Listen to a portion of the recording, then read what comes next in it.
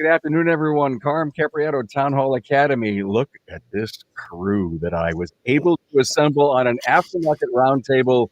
The talk of the day. I don't even think I've ever done about a 238 pound episode, guys. I can't remember that I was able to assemble such a great panel and say, talk about what you want. Oh my God, this could be a dangerous but actually incredibly fun moment. Glad you're here. We're coming to you live from the Remarkable Results Radio Podcast studio. Always great to have you here. Let's meet my panel. Look at this. Greg Buckley from Buckley's Personalized Auto Care, Wilmington, Delaware. Hello, Greg. Carm, how you doing, man? We got Good, a buddy. star-studded cast here today. And we are star-studded, all right. Gene Morrill is here, certified automotive in Glendora, California. Hey, Gene. Hey, thank you for having me. Always a pleasure. John Manolis, Auto Care Plus, New Hampshire, Maine. How many shops now, John? Only 7. Did you hear that? Thanks for having me. We're so glad to have you here. We've had John and his wife on before. Everybody's been on the show before, but a great couple of episodes we've done together. And Donnie Hudson from Troy Auto Care, Troy, Michigan. Hello, Donnie. Hi, guys. Hi, Carm. Gentlemen, always honored to be on your program. It's always a big honor. Thank you so much. If you're with us in social media, check in with your city.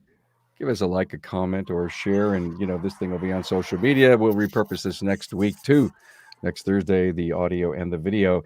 Hey, we're the Service Aftermarket, and we do this every Friday live at noon. Good to have you here. Be a fly on the wall while you bury yourself in this discussion. We're nailing hot topics, and today is no exception.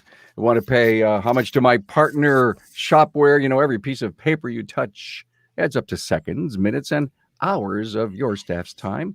Get paper out of your business and unlock your employees' potential with Shopware's digital shop management software on the web at getshopware.com. Hey, if you're watching on YouTube, please subscribe, give the video a thumbs up, and thanks. Hey guys, I know that you guys are soapbox guys. That you're absolutely willing to take stands on things, be it social media, talking to your peers in your networking groups, and none of you are without an opinion on something in the industry to make it better. They have submitted to me some talking point ideas just so that I kind of have an idea of where they're going, and this is open forum. And so I'm just going to kind of sit in the back and let this thing go. One of the things that Greg brought us was things about labor. And there's so much to talk about, guys, on labor. And I was at a meeting yesterday morning from independents here in Buffalo, a breakfast meeting, and they discussed labor rates. And it was interesting to see some variance, bigger than I expected, and then what they thought that the dealers were at. And all of this is stuff that we can control if we have something great to sell. Greg, let's start the conversation off on labor.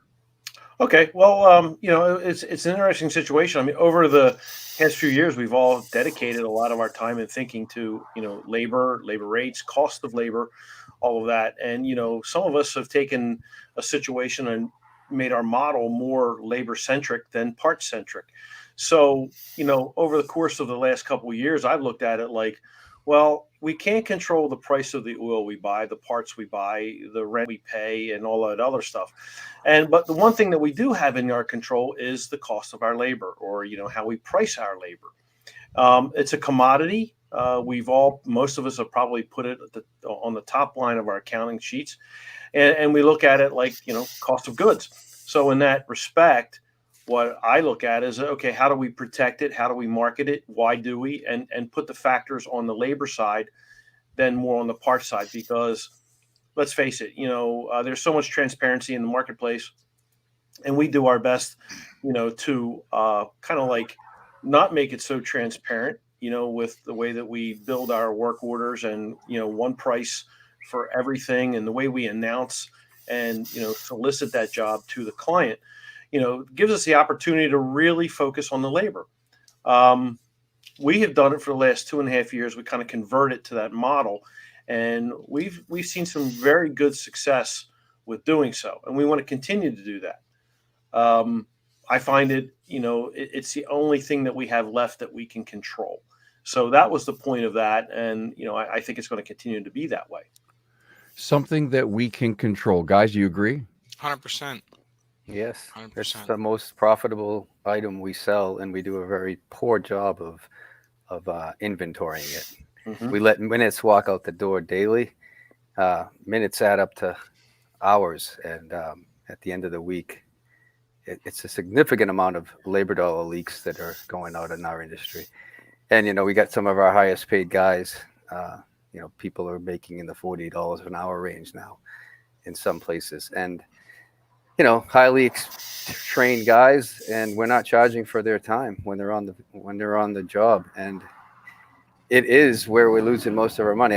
When I got in this industry 20 years ago, I first thing I noticed was, we should be more proud of what we do, and we should sell parts at cost, and we should be, charging labor at $300-400 an hour, like a doctor, like a lawyer, because again, you can go on the internet and say, "Oh, I can buy that radiator for $100. Why are you selling it to me for $200?" And why have that discussion? You can't put a price tag on our ability, right?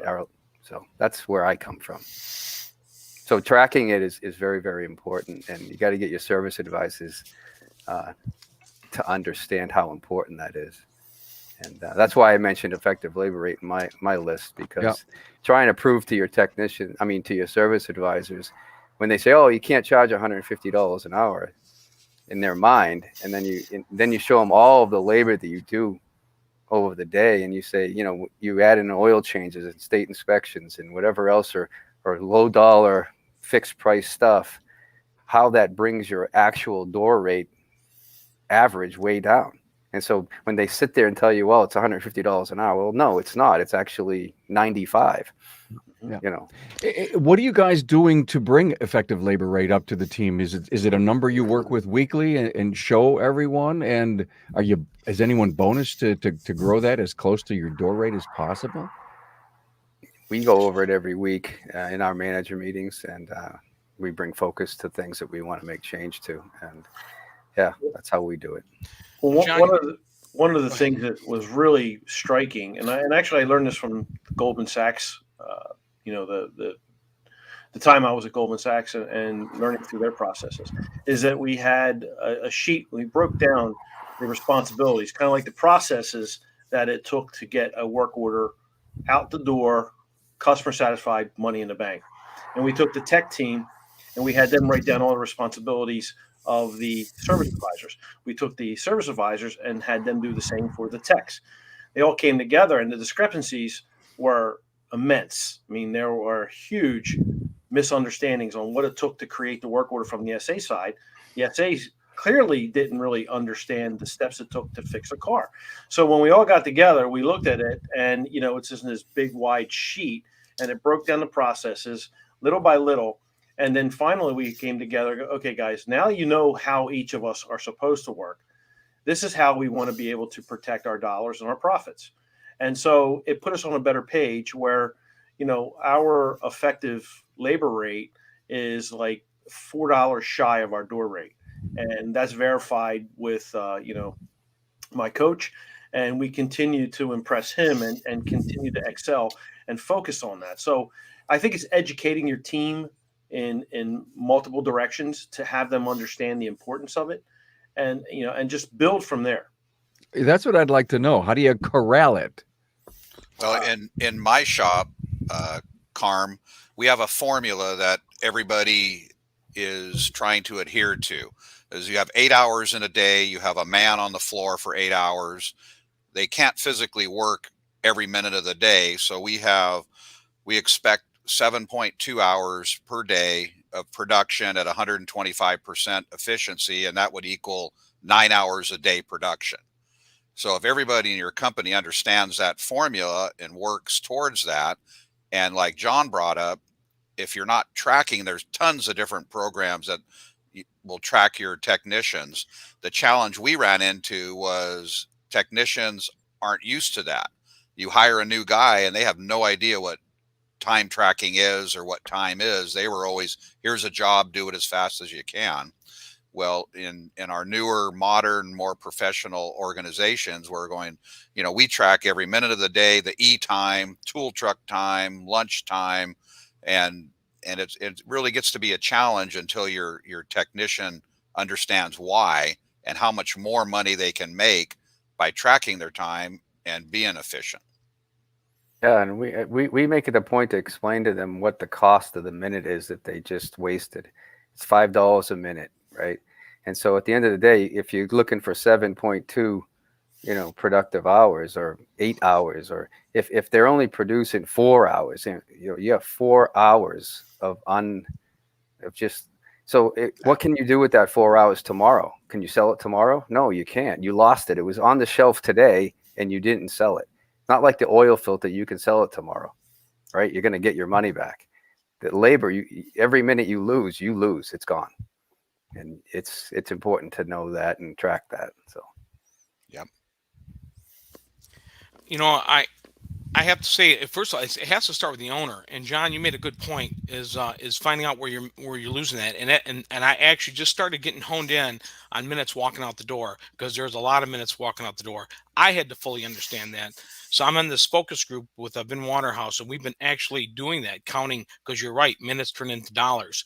And so one of the things that we created is the 15 most repetitive jobs, and where we could start shaving 2, 3, 4, 5 minutes. And oh my gosh, at the end of the week, you're talking hours. You're talking a lot of productive money that was walking out the door. I never realized as owner, I got so many things in the fire. I never sat down and started analyzing and breaking down our labor time, our technicians' time, the service advisor time, and processing that work order, something Greg, you alluded to. That, as a business owner, you need to sit down and take just a few minutes. And a lot of shops are busy. We're all shorthanded. We're all facing parts deficits. We just don't have time.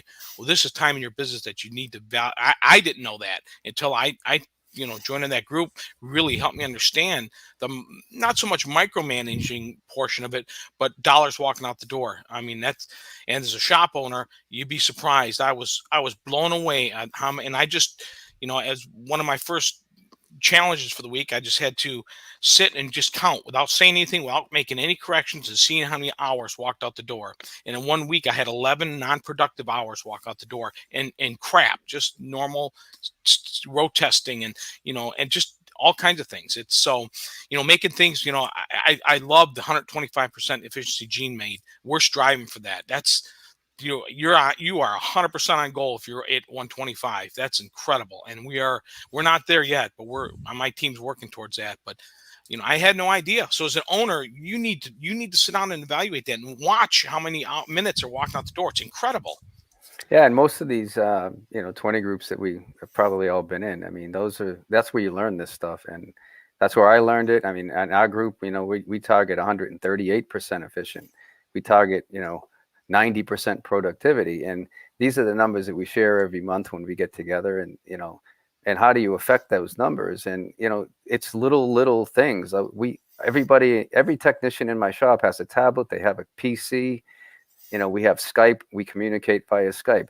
And I see a technician walking up to the front counter, that's all kinds of minutes wasted. I said, if you're not turning a wrench, it's $5 a minute. Do not walk up to the front counter. You Skype the message. They've got 2 phones in their ear. They don't have time to listen to you anyway.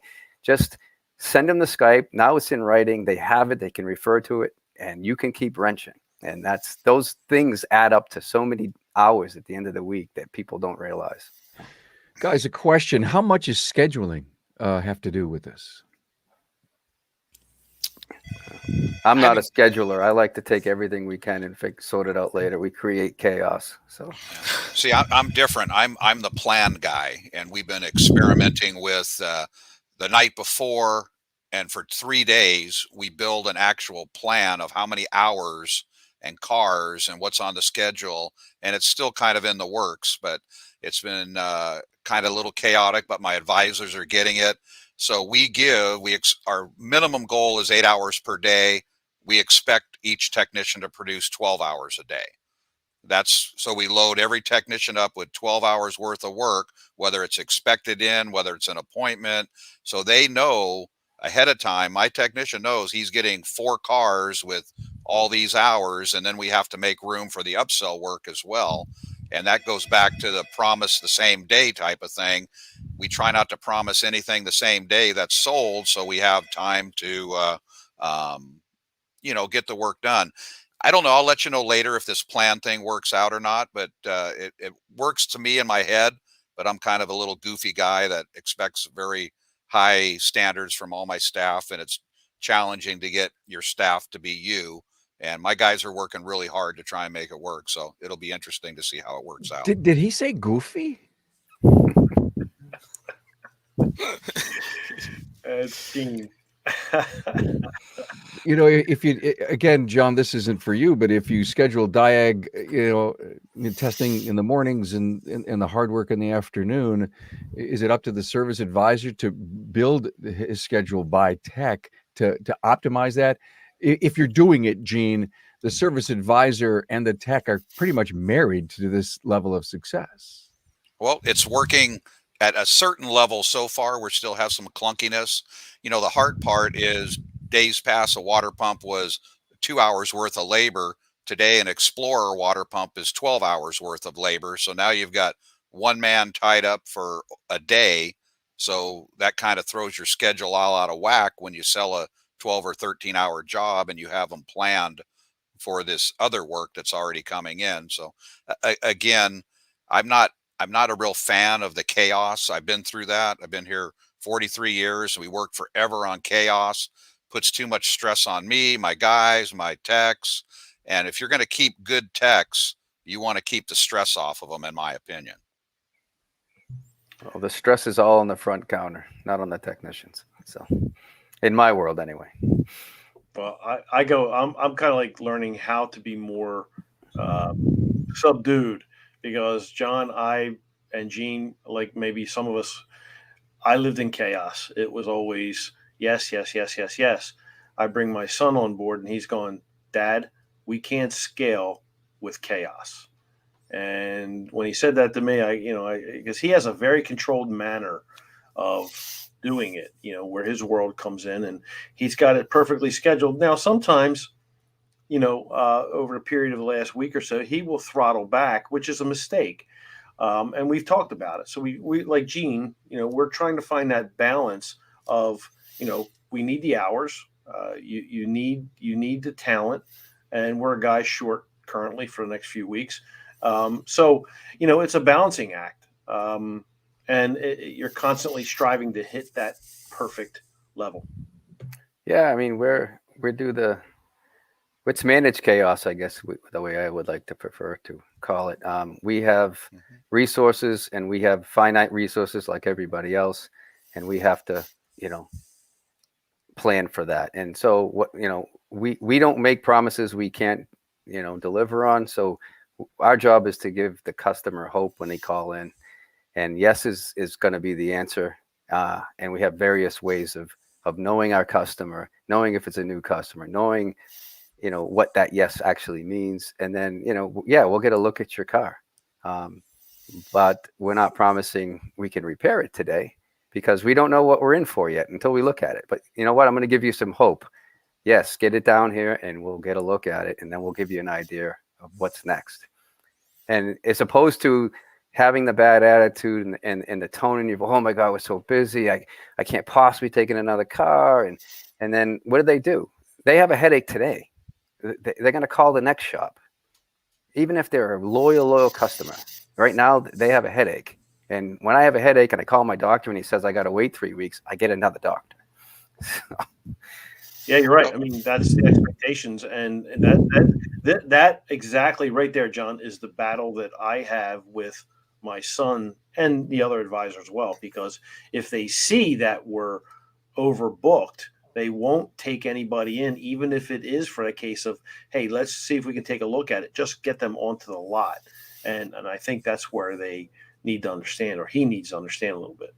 Well, and for us, the paradigm has shifted big time. For me, being a technician, chaos was king.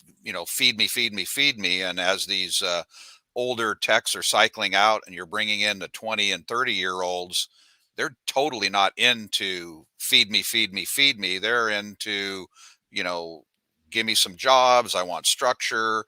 I want. They're just They won't come in early. They won't stay late. They will if you ask them, but they won't do it on their own. Like, when we were growing up, you'd always be at the shop early. You'd always stay late. You'd work part through your lunch, and you'd make the money. And these young people today, in my world, anyways, in Southern California, are a little more structured. They want a little more, here's how we do things, and they don't want to be beat up every minute of the day like we did. That's so true, Gene. So true.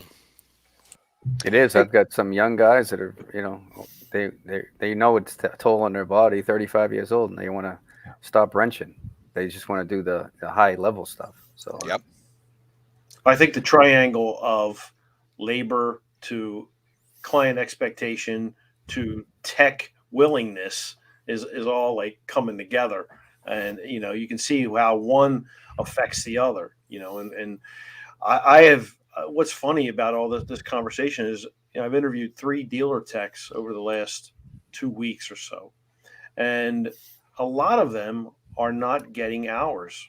They are leaving, desiring to leave because, the more tenured technicians, the senior techs, are getting most of the hours. And, this morning I was thinking about, well, there's not many hours. How many hours can there actually be in a new car dealership when they're not selling cars to PDI them, right? So there's minor hours missing. There's not much service work in terms of what are you going to do on a new car that do come in. You've got warranty work, which, some dealers may or may not pay. So I'm starting to see, or in my experience, which is very limited because I seldom have to hire, and this has been a hell of a curve for me, that there's a lot of dissatisfaction in the dealership world. And then you look at what we have in the independent aftermarket and how well we're starting to come around to compensate fairly, very fair. And we're looking for the talent, and our structure is different. And it seems to fit. I go back to Gene, what you're saying. It seems to be a more comfortable fit. Now, I mean, I could be totally wrong on this, but it just feels like we may be getting to a really good spot in a business model that can sustain us for quite some time and, showcase us. Greg, you're 100% right. I have a guy starting for me on Monday at my new shop, the Troy Auto and Truck Center we just opened up. He come from a Ford dealer. He's 21 years at the Ford dealer. He said he's done. He's done with that life. He's looking for structure. He's looking for a change of morale. He goes, he's done with the dealership life. 21 years. So we sat down, and I couldn't match what he was making. But when he's seen everything else that was on the table, what we offer, he was like well on board. But he said, I just need to get out of that environment. I'm tired out of that environment. And he goes, you'll probably have 3 or 4 techs following you. I hope that's the trend, because we, in the Detroit market area, we are screaming for techs. We are hurting for techs. And Wow. you're 100% right. Well, Good Donnie, stuff, guys. Let me jump in, Greg. I'll pick this up when we're back. Hey, when was the last time you heard a customer say, thanks for taking my money? Got Shopware's shop management software, and your customers will be shouting it from the rooftops in overwhelming 5-star reviews. Who doesn't want 5-star reviews? Learn more at getshopware.com. Great discussion so far. Thrilled and happy. So everyone knows who's going to Apex. They just announced the whole vaccine protocol, and you've seen it all over. And people keep asking me about it. I'm not going to read it to you, but it's out there on a lot of the magazine sites. So check that up. Greg, you were saying. Yeah. Donnie, what was interesting is that I looked at my budget, and I could afford this tech and at the same time offer him 33% more in a guaranteed structure than he was making at the dealership. And this gentleman was an intermediate level tech, 2 or 3 ASEs. He was responsible for a lot of the electrical testing and diagnostics that were going on there. And he was just totally dissatisfied. And he admitted, I'm just getting grinded down with no place to go. So I just looked at it like, wow, man, and again, I have never worked in a dealership operation. I really have no finger on the pulse of what they do. I've been totally in this aftermarket all my life.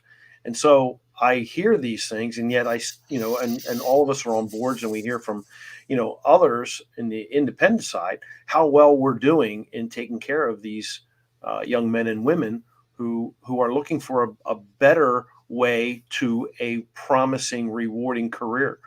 And it's actually kind of exciting when I got down to thinking about it. I go, "Man, this is a hell of an opportunity for us." So Hey guys, Hey, I want to hit on something. Hang on a minute, Gene. Chicago's having some kind of strike of technicians at dealerships, right? And the story is that Independent went down to the picket line at one of the places and said, "So what's going on?" "Well, we're holding out for this." And apparently they 100% voted against the proposal, one of the most recent proposals. And the Independent said, "What are you guys looking for?" Blah, blah. "Well, we can do this and we can do that. And we have healthcare and we have 401k and we have all this." And the dealer techs are saying, "Really? We didn't know." Because they don't. Because nobody's out there telling them that. You're right. You're absolutely right, Carm. You're absolutely right. And that's what we need to do is get that message out in front of them. Because yes, you're right, Greg. We can compete with everything we offer. His number that he was making per hour, I couldn't compete with yet, but in due time we will. But when I laid out everything else we offer, it's like, wow, I didn't know aftermarket small shops. This is unbelievable. I didn't know you guys offer that. I mean, our list of benefits, just I'm sure all you guys are top notch. Go on and on. He says that is nothing like at the dealership. And then he told me the environment that dealerships are, which I never experienced, obviously, because I've been in the aftermarket world my whole life with my dad. And yeah, I was blown away. So you're 100% right. That's the message we need to get out. Our independent shops offer much more, plus the personal touch with the technicians versus a dealership. That guy told me, he made a good example. He told me, you know what I was a machine. They rented me, and my foreman told me that I was a machine. I rent you. You do what you're told. You don't have conversation. I mean, I was blown away. I could not imagine an environment like that. I've never, even at my fire station, I mean, we're all brotherhood, man. I was blown away. And if you think dealerships are bad, I interviewed a gentleman who works for the city government. Oh my goodness. Was he getting, you talk about a machine. This man, the difference between the city and whatever government is that they load you up with benefits and they pay you crap. And this guy loved the benefits, but here he was having to do side jobs in order to pay the bills. And he was responsible for trash trucks, heavy duty stuff. And guys, he was making $21 an hour plus benefits. And I'm like, so you get up in the middle of the night, you're required to do a 4-hour stint if they call you on an emergency run. And you're responsible to work in snow, rain, no overtime, and all this for 21 an hour. And he goes, yeah. I go, okay, well, I probably can double that right now, if we work out. But that's the kind of stuff that goes on that, you know what, Donnie, you said they may not know. Well, maybe our independent side, maybe a lot of owners don't know how competitive they can be. Right. So that's exactly what I'm leading to, Greg. Right. Exactly. So 100%. I mean, it's an education process, guys. I mean, that to me, I can't tell you how many prospective shop owner technicians who wanted to buy their own shop or start their own shop over the years that I've had. I try to mentor them and guide them, and they get their head wrapped around, oh, but I have to pay my own health insurance, $1,500 a month. That stops them from going into business because people are so trained to oh, you got to get benefits. You got to get, no, you don't. You can get compensated in other ways. So to me, it sounds like I'm living for the pension. I could work 20 years and then live on the pension and then do something else. And I think that could be part of the attraction of government. Mm-hmm. It was for his wife. His wife was more determined and more intrigued or looked for benefits outside of pay. So, you do have to educate. I had to tell this man, John, like you said, listen, you have to work 2 jobs to get where you need to go. And I'm telling you, my guys here don't work 2 jobs. I frown on side work. And I say they own their own houses. They own multiple cars. They own their tools. I go, we learn how to make money and profit and live a great lifestyle. And like I said, maybe we don't know how good we can offer, in the negotiation process versus what's there, in front of us. I Yeah. think we can be extremely with what I experienced. I am not afraid to talk to anybody, tell anybody what I can offer, because I know more than likely it's going to be damn good compared to what they're at right now. We've moved into career. To me, that we've evolved into talking about careers. And everywhere I go, every business that I see is looking for peoples. No argument there, right? Everybody. Here in Buffalo, fast coffee, fast food, $16 an hour, guys. So your guy making 2021 isn't too far ahead of being a coffee jockey, right? Or a French fryer. And I was at the county fair. I saw a business with a sign careers. Donnie, I think about in the Napa organization, the business development groups. Why aren't the business development groups out with a sign career opportunities wherever they possibly can? And it reminds me, guys, when back in the 70s, I was in the National Guard. Guess what they had me do?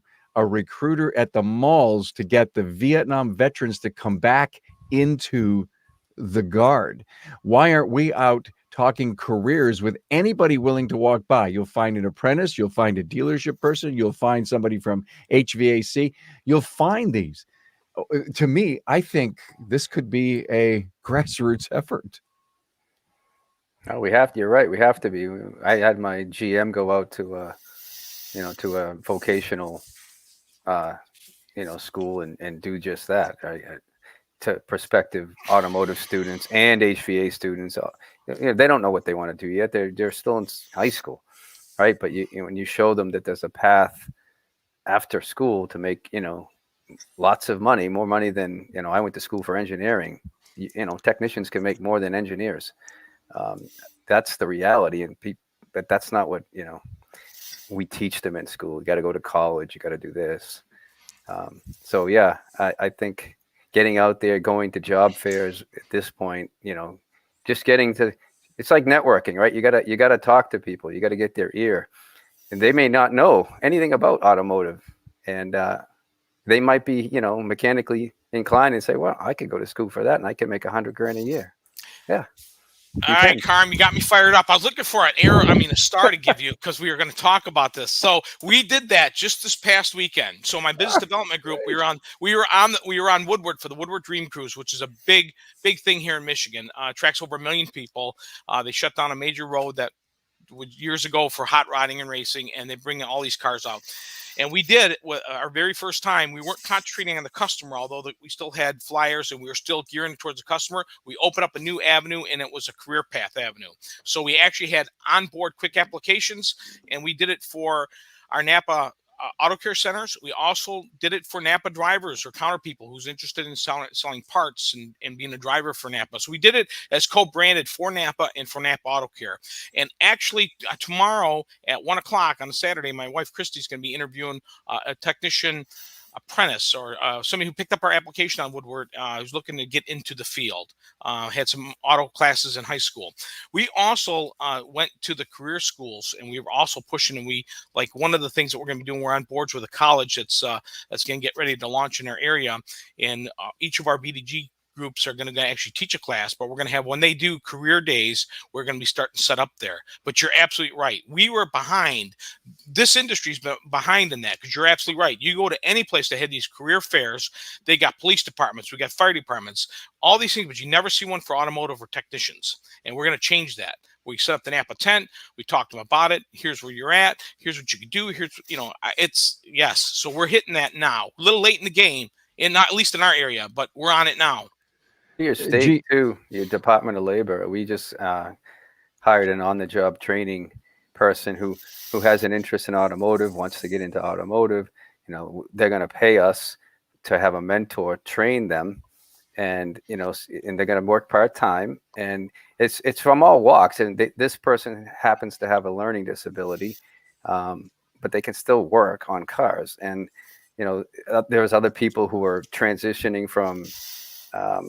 It could have been from, work release program, could have been, they had a troubled past. It could be that they're changing careers. Could be that they're retired from a government job and now they're getting retrained to go back out in the field in another industry. So there's a lot of that opportunity too.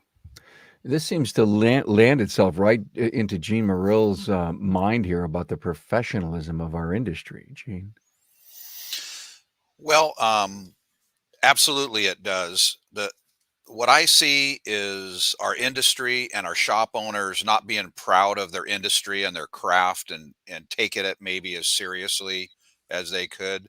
The unfortunate part is anybody can open an auto repair business and they don't really need to be trained, have tools, be licensed, have anybody certified, and they can work on cars and call themselves, a mechanic shop, at least in my area. There's no mandatory certification, required tools, anything. You can be a gardener one day and a mechanic the next day working on cars. And it's really sad. Every organization out there belongs to a professional group that helps mold their industry, except for auto. And, in California, especially Southern California, where I am, we have 30,000 shops in California, and our automotive association has 500 members. That's a tragedy.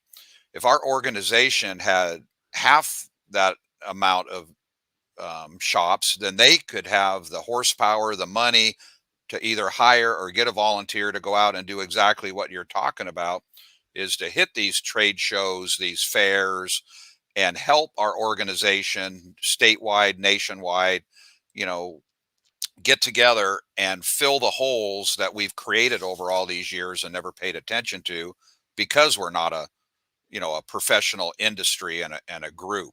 And I just really hate that we have, I don't know, dozens of organizations that either compete with each other, don't communicate with each other, don't work towards a common goal. And right now, of course, the 911 emergency is technicians in our shops, and part stores. Everybody should be jumping up and down and trying to work together to put that out there. And I hear shops all the time. I'm totally for mandatory certification licensing of an owner and a shop and the technicians. Now, if you mention that to many people on our organization, they go, government control, can't do it.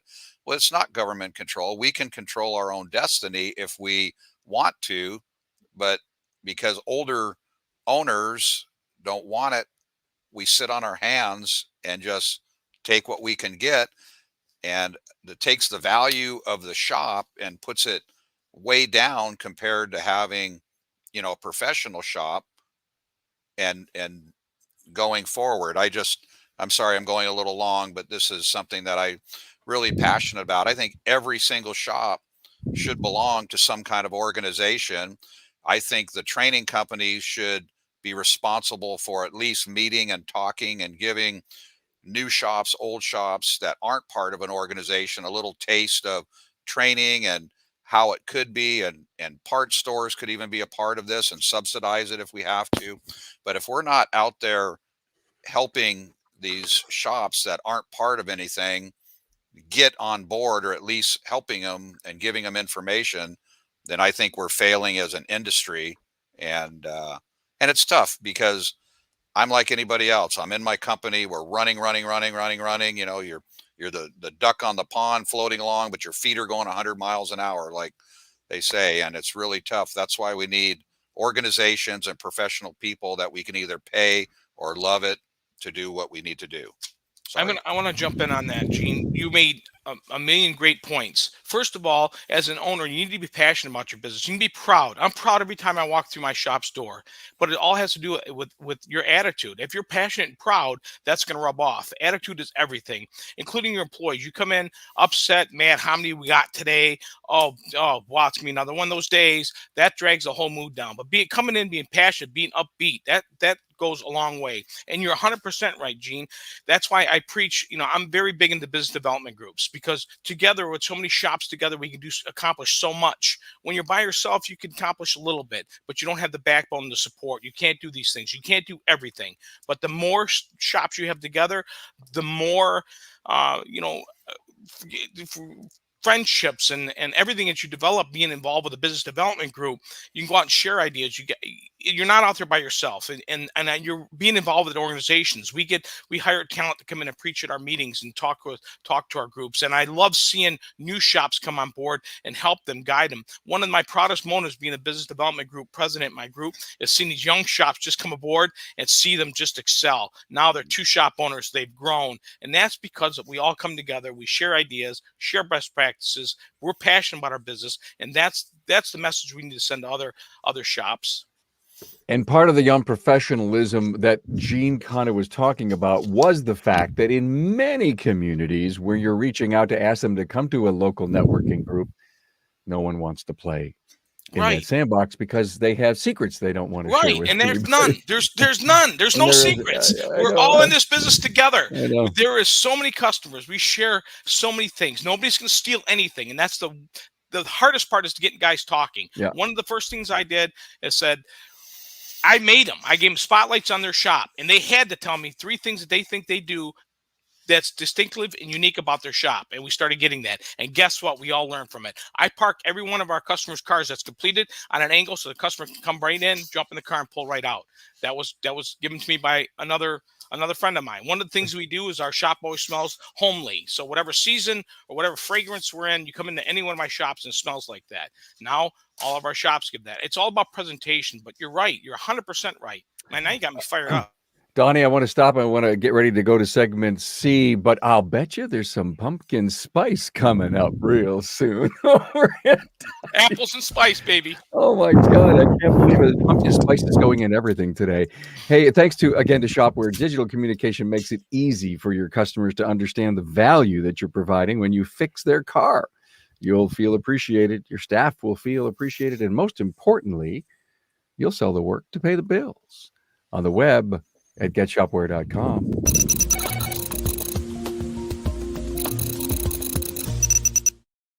Hey guys, next Friday, Town Hall Academy right here, noon Eastern. I want $1 million for my business.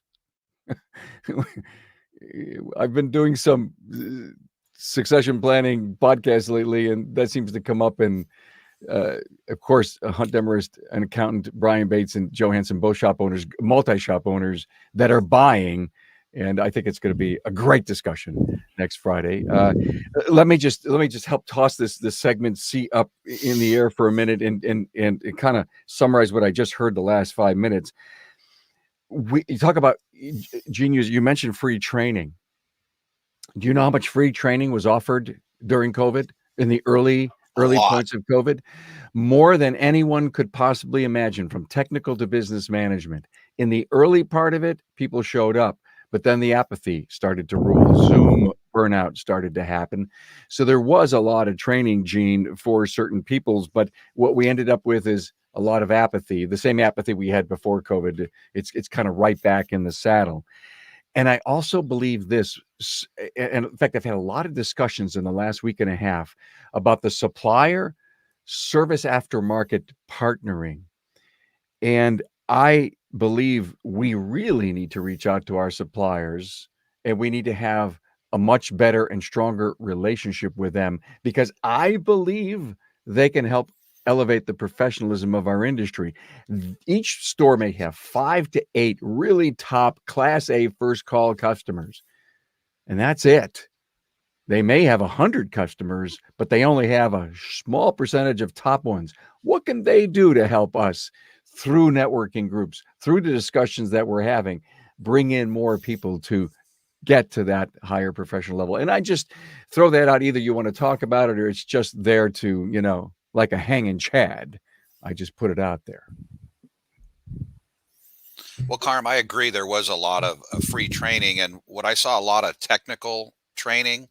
And what I would like to see is, the owners either, have a visit or a phone call or a one-on-one with, what numbers could be, what the possibilities are, them making in their shop.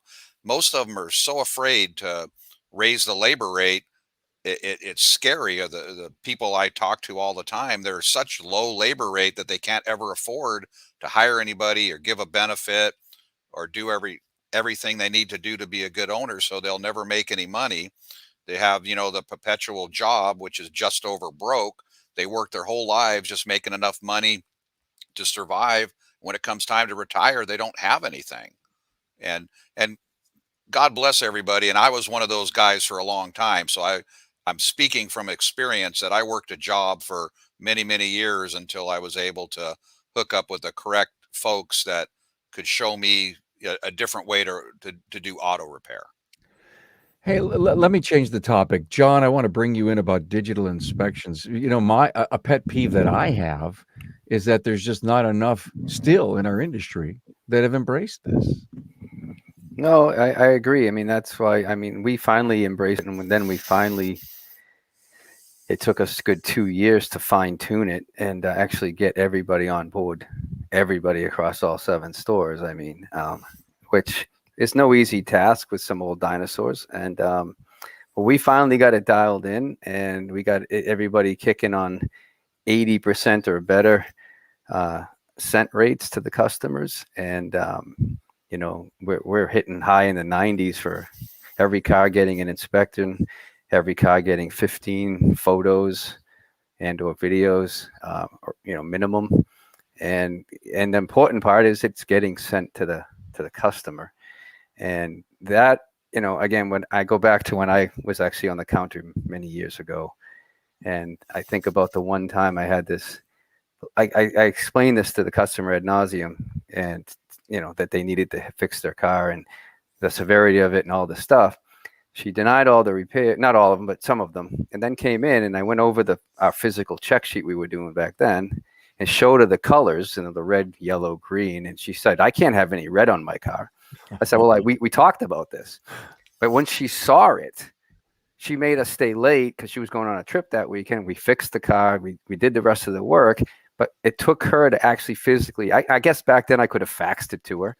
But anyway, fast forward to the world we live in today, and we have this digital tool that is, I can't tell you how much work it sells. I can tell you that across our stores, $98 is what our average ticket went up. And, any of you guys who are in these groups where you try to move your average ticket or your average billed hours, a tenth is a big deal. Trying to move a $5 average RO, this is $100 across the board. Some are higher, some are a little bit lower, but that's a significant, and there's no change in labor rates or part pricing. And it was all just showing somebody that their tires, and then having a conversation and education about their tires. Hey, your tires are at 230 seconds. I told these people this on the phone. As soon as I send them the picture, I get the text back saying, yeah, go ahead and put tires on that. I didn't realize they were that bad, because he told me on the phone, I can wait. When I told him it was 230 seconds, I can wait. I sent up the picture. Oh no, yeah, get those done. It's just seeing is believing. So we hear these stories over and over and over and over and over again. And I bet you if we pick up the phone and call our great DVI software people, they'd still say we're probably 25% of the industry that are doing it. Why? Well, I think, a lot of shop owners may not understand that you've got the front side retail portion of DVIs. However, a lot of us don't realize the collateral that we're collecting and how valuable that is to our marketing strategies, especially with Google. And, I make, and during my days of coaching, the marketing thing, I emphasize the fact that, all of the material that you're collecting through those tablets and iPads is stuff that you can harvest and put online on your Google My Business page. 1 a day, 2 a day, a picture of a broken whatever, a leaking whatever, a flat tire with a short story does wonders for your organic search. And so when you look at the total value of a DVI, some guys will say it takes up time, right? Okay. my team isn't fast enough. Well, guess what? They are once you train them properly to get it done, and you get the buy-in, and you annotate properly. Your conversion rates go much higher, as John is mentioning. But the backside of that is that you already have built-in material to send for the next prospect and the next client. So, there's there's multiple reasons to get involved with a good DVI and learn it. The first thing, like I said, make sure your good hardware is there. You get involved with one ecosystem, meaning one operating system that the whole team can understand and work around, and set your processes and go from there. It is a total game changer and a total win-win-win. I'm in 100% agreement. So seeing is believing for me. I've seen it in the business. I've seen it in the customers. The customers are the ones who make the, and it makes it so much easier to then have a text messaging platform where you can talk to your customer. You don't have to waste their time picking up the phone, because once you're in tune with, you're going to text them a digital inspection report. It's a game changer for the customer. They're just so impressed that, nobody does this. And, I don't know why nobody does it, because we do it, and the customers, they notice it everywhere I've been. I've never seen this. And so, I heard one of the greatest summaries right here on social media, Facebook. Connor Tracy says, letting the car tell the story. DVI writes the tale for us. How powerful is that? I mean, is it, maybe the problem is change. Maybe the uphill battle for acceptance. John, you mentioned it. Some of the old timers, we had to drag them over the line, right? But yeah. The more I hear the creativity in creating, I don't want to sit down in front of a computer and design this by myself. Okay, well, great. Take the one off the shelf and then let the team massage it over the course of the next 6 to 8 months. We've had Greg on. Greg, I recall you doing some walk around stuff, how to take a picture, how many pictures to have. I mean, think about, this is almost like a cottage industry. There's KPIs, management KPIs on DVIs. Listen, think of all the acronyms I just spouted out.